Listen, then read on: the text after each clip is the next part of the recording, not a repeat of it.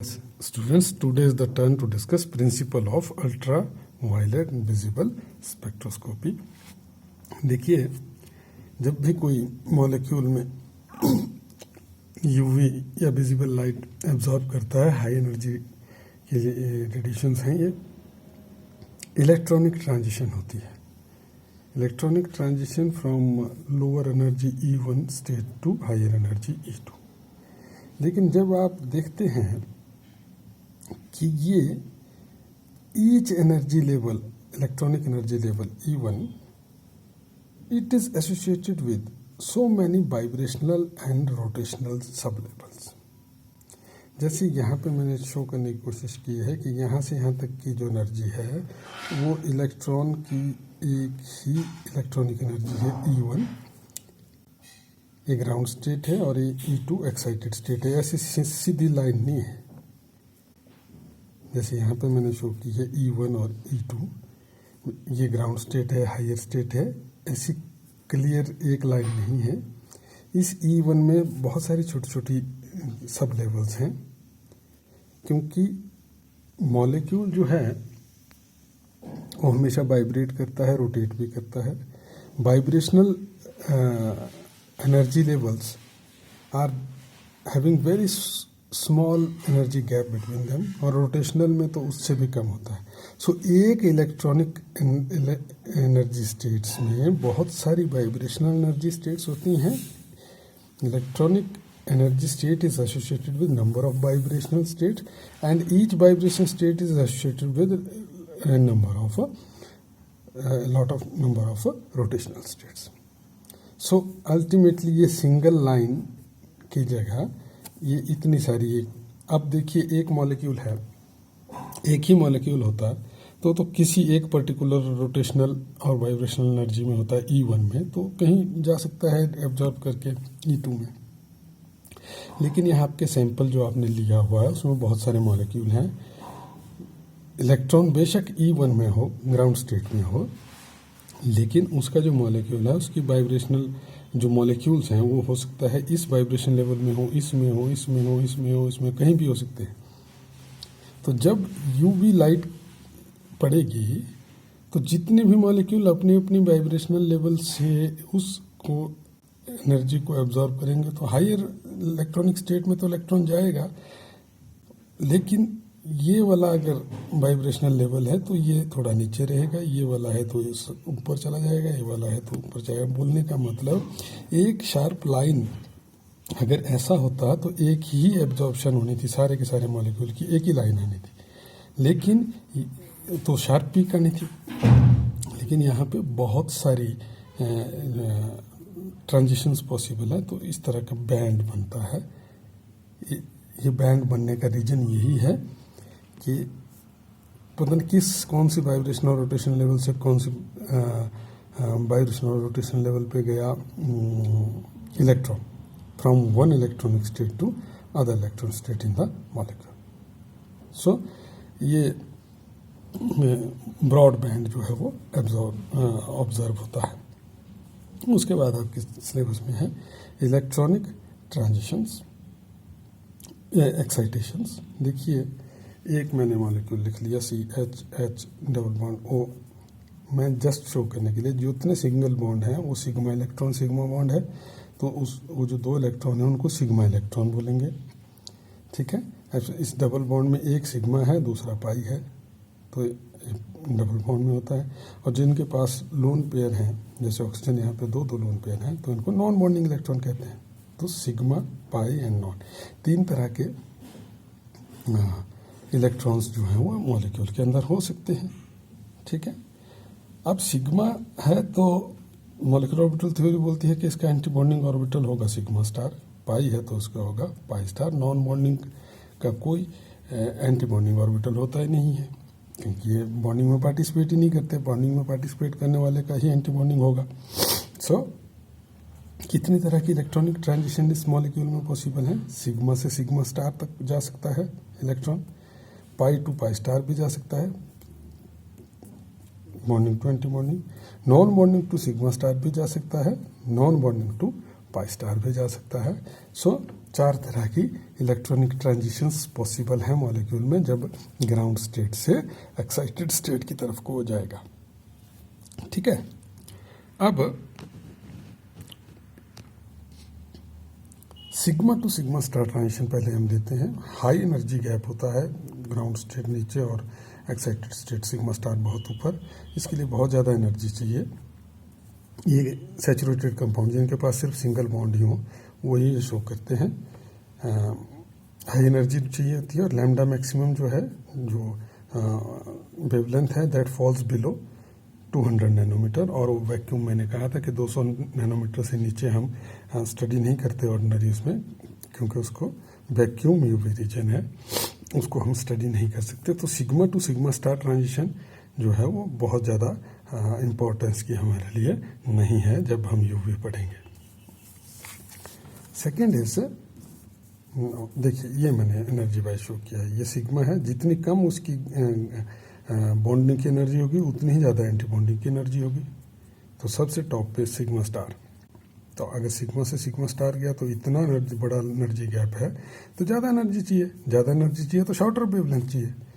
ठीक है, N2 sigma star अब हीट्रो एटम होना चाहिए, या ऑक्सीजन या नाइट्रोजन या हेलोजन्स जिनके पास लोन पेयर्स हो।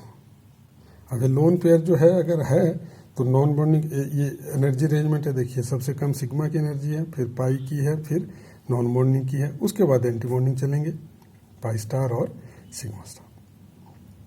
ठीक है, अब नॉन बॉन्डिंग से सिग्मा स्टार तक जाना है, एनर्जी गैप इतना नहीं है, थोड़ा कम है, तो कम एनर्जी लगेगी तो लॉन्गर वेवलेंथ होगी। ठीक है, अब ये डिपेंड करता है कि कौन सा हीट्रो एटम है, नाइट्रोजन है कि ऑक्सीजन है कि हेलोजन्स हैं, हेलोजन में भी कौन है, क्लोरीन है कि ब्रोमीन है कि आयोडीन है। जितनी ज़्यादा इसकी इलेक्ट्रोनेगेटिविटी होगी हीट्रो एटम की, उतना ही ज़्यादा एनर्जी गैप होगा, उतनी ज़्यादा एनर्जी लगेगी एक्साइटेशन को, क्योंकि ये जो नॉन बॉन्डिंग इलेक्ट्रॉन हैं ये है प्रॉपर्टी उस हीट्रो एटम की, और हीट्रो एटम अगर ज़्यादा इलेक्ट्रोनेगेटिव होगा तो वो अपने इलेक्ट्रॉन को एक्साइट होने ही नहीं देगा, अपनी तरफ को खींचता रहेगा। So that's why large.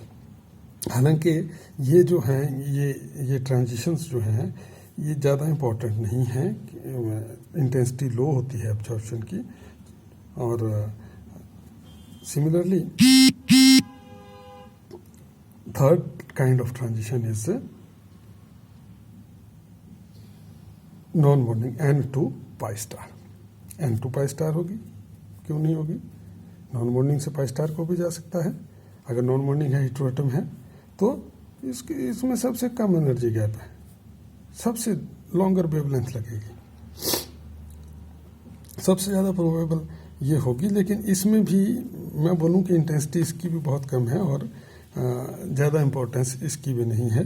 ये जस्ट N2 पाई स्टार या N2 सिग्मा स्टार अगर ट्रांजिशन हो रही है तो हमको ये पता लग जाता है कि मॉलिक्यूल के अंदर कोई हीट्रो एटम है जिसमें लोन पेयर है। उसी वजह से हमको क्या हो रहा है, ये ट्रांजिशन मिल रही है। छोटी छोटी पीक्स अगर ऑब्जर्वेशन की आएंगी, लो इंटेंसिटी की पीक, तो उससे मतलब हमको ये पता चलता है कि हीट्रो एटम जो है वो मॉलिक्यूल के अंदर है। और सबसे इंपॉर्टेंट है पाई टू पाई स्टार। ये जो है एनर्जी हाइयर है इसके मुकाबले में पाई टू पाई स्टार की एनर्जी हाइयर है। ठीक है, इसमें डबल बॉन्ड होना चाहिए मॉलिक्यूल के अंदर, तभी ये होंगी। हाई इंटेंसिटी होती है, इंटेंसिटी क्या होती है इनकी, हाई। अब इफेक्ट ऑफ कंजुगेशन देखिए, ये इथीन का अगर है एक ही डबल बॉन्ड है तो लैम्डा मैक्सिमम 175 नैनोमीटर। दो आ गए अल्टरनेट जहाँ पे बॉन्ड होंगे वहाँ रेजोनेंस पॉसिबल है। ये बॉन्ड यहाँ को शिफ्ट हो सकता है, ये बॉन्ड यहाँ को शिफ्ट हो सकता है। तो अल्टरनेट एक को छोड़ के एक डबल बॉन्ड हो, एक डबल बॉन्ड फिर सिंगल बॉन्ड फिर डबल बॉन्ड फिर सिंगल बॉन्ड फिर डबल बॉन्ड। तो मैंने यहाँ पे दो ही डबल बॉन्ड लगाए अल्टरनेट। देखिए लैम्डा मैक्सिमम 175 से कहाँ पहुँच गई, 217 पे, और एप्सिलॉन मैक्सिमम मोलर एब्जॉर्बिविटी 10⁴ के ऑर्डर की है, 1 2 3 4 20 900। ठीक है, हाईली प्रोबेबल ट्रांजिशन। लेकिन अब ने देखा क्या कि कंजुगेशन होने से हुआ क्या कि वेवलेंथ बढ़ गई तो एनर्जी घट गई। अब देखिए ये इथाइलिन है, मतलब मान लो ये है एक ही बॉन्ड वाला, तो उसमें दो बॉन्ड ऑर्बिटल हैं, मॉलिक्यूलर ऑर्बिटल थ्योरी, एक की एनर्जी कम, दूसरे की एनर्जी ज़्यादा, एक पाई दूसरा पाई स्टार। लेकिन यहाँ पे 2 पाई हैं, अब 2 ही पाई स्टार होंगे, तो जब हम इनको ये लगाएंगे, ये पाई 1, पाई 2, पाई 3 भी लिख सकते हैं, लेकिन पाई 2 का स्टार पहले आएगा, पाई 1 का एंटी बॉन्डिंग बाद में आएगा, तो 4 ऑर्बिटल बन गए। ठीक है, अब ये भरा हुआ है, ये भी भरा हुआ है, तो जो भरा हुआ है सबसे ऊपर वाला पाई स्टार भरा बॉन्डिंग ऑर्बिटल भरा हुआ, उसको बोलते हैं होमो, हाईएस्ट ऑक्युपाइड मॉलिक्यूलर ऑर्बिटल। और जो खाली है सबसे नजदीक, ठीक है, उसको बोलते हैं lowest unoccupied molecular orbital, LUMO. अब होमो और लूमो के बीच का एनर्जी गैप जो है वो कंजुगेशन की वजह से कम हो गया। यहाँ पे ये दूर है, यहाँ पे ये बॉन्डिंग और एंटी बॉन्डिंग बिल्कुल क्लोज हो गया, तो यहाँ पे तो ट्रांजिशन यहाँ से यहाँ को नहीं है, यहाँ से यहाँ को नहीं है। अगर ये 2 नहीं होते हैं तो इलेक्ट्रॉन ट्रांजिशन यहाँ से यहाँ को होनी थी, तो ज़्यादा एनर्जी लगनी थी, लेकिन ये होमो और लूमो नज़दीक आ गए बिकॉज ऑफ कंजुगेशन। ठीक है, तो अब क्या हो गया, एनर्जी गैप बिटवीन होमो और LUMO is less, so longer wavelength. So जितनी ज़्यादा आप कंजुगेशन बढ़ाते जाएंगे उतनी ज़्यादा वेवलेंथ लॉन्गर साइड को होती जाएगी, और ये इजीली हमारे यूवी स्पेक्ट्रोफोटोमीटर इसको डिटेक्ट कर लेंगे, क्योंकि हमारे स्पेक्ट्रोफोटोमीटर 200 से 800 की रेंज के बीच में काम करते हैं। अब अगर सिंगल ही बॉन्ड था तो 175 नैनोमीटर वो काम नहीं करेगा, लेकिन अगर एक डबल बॉन्ड कंजुगेशन में आ गया तो 270 हमारे स्पेक्ट्रोफोटोमीटर की रेंज में आ गई। एक और डबल बॉन्ड अगर लग जाएगा कंजुगेट इसमें तो ये 250 पौने 300 तक पहुंच सकती है, तो आराम से काम कर सकते हैं। उसके बाद थोड़ा सा इसको देखिए, अलाउड ट्रांजिशन। अलाउड ट्रांजिशंस वो होती हैं जिनमें एप्सिलॉन मैक्सिमम की वैल्यू ग्रेटर देन और इक्वल टू 10⁴ होती है, मोलर एब्जॉर्बिविटी की वैल्यू। ठीक है, ये होता है कौन सी, जो सिमेट्रिकल ट्रांजिशन है, जिनके बॉन्डिंग और एंटी बॉन्डिंग मॉलिक्यूलर ऑर्बिटल की शेप एक जैसी हो, वहां पे अलाउड होते हैं, उनकी सिमेट्री सेम होती है। जैसे pi to pi star, sigma to sigma star. Sigma star हम स्टडी करते नहीं है क्योंकि ये लेस देन 200 नैनोमीटर में आती है। और फॉरबिडन क्या हुई, जहाँ पे सिमेट्री मैच नहीं कर रही है, जैसे non bonding to sigma star हो, non bonding to pi star हो, तो इनकी इंटेंसिटी भी कम होती है, लेस देन 10⁴ एप्सिलॉन मैक्सिमम की वैल्यू। सो अलाउड ट्रांजिशन है, जो इम्पोर्टेंट ट्रांजिशन है वो पाई टू पाई स्टार, इसके एप्सिलॉन मैक्सिमम की वैल्यू ग्रेटर देन 10⁴ होगी। जैसे यहाँ पे देख लिए ब्यूटाडाइन, अगर ये ली है मैंने 4, तो इसकी 20,900 ब्यूटाडाइन की।